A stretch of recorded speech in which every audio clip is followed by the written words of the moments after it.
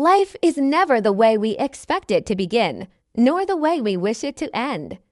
In a quiet village surrounded by wide green fields, a small house stands wrapped in colorful flowers and tiny shrubs.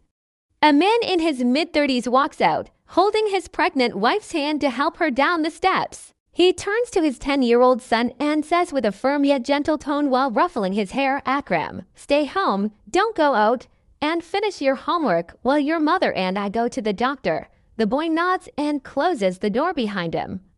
The man smiles softly, supports his wife again, and heads with her to the bus station. He seats her on the waiting bench and stands watching the chaotic scene around him, cars fighting to pass first, as if a prize awaits, loud horns polluting the air, a pedestrian arguing with a driver who almost ran him over.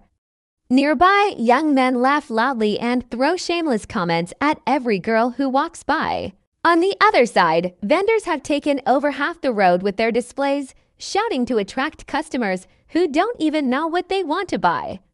University girls stand holding books, waiting for their bus, while a frustrated mother drags her child harshly, unwilling to offer even a small piece of candy instead of force. The man is pulled from his thoughts by the bus's horn. He signals to his wife to stay seated while he fights his way inside to secure her a place. After everyone boards, he stops the bus, helps her in, seats her, and stands beside her. She gets lost in the view outside, while he gets lost in looking at her, his wife, his partner, the mother of his child, the love of his life. She was never breathtakingly beautiful, nor overwhelmingly feminine, but she was pure kindness, the true meaning of love. To him, she was everything. She smiles softly, knowing without looking that he's watching her the same way he does every time, as if it's the first time, or maybe the last. Tears glimmer in her eyes. Nothing hurts more than loving someone you fear losing. He places his hand on her shoulder. She doesn't look at him. She doesn't need to. That touch tells her he's there and tells him she's still with him. They enter the health center. The nurse looks up coldly and asks, "Patient's name?" He leans on the counter and answers with a calmness that does not match his racing heart. Amal Magdi Abdelaziz. After checking the papers, the nurse tells him to wait. He sits beside Amal, gripping her hand tightly, staring at the floor in silent fear. Amal looks around. Women stare at her with envy, glancing at her husband again and again. She hears one whisper bitterly, "Her appointment is at the same time as mine," but every time her husband comes with her, "Mine doesn't even ask if I'm okay." Lucky her. "I wish I were in her place." Amal smiles painfully. If only they knew the truth. She squeezes her husband's hand, drawing strength from him. Inside the doctor's room, the routine repeats sympathy, concern, and words that never ease her husband's burning fear.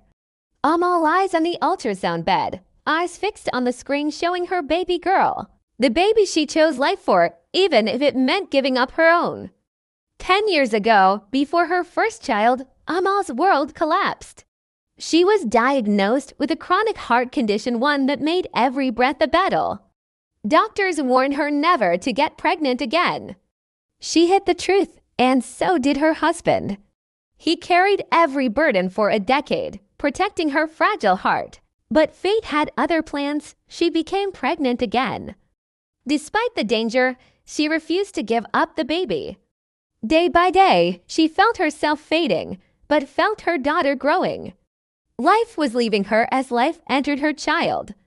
The doctor finished Amal's scan and reassures her about the baby. But outside, she tells the husband the truth. His wife is dying.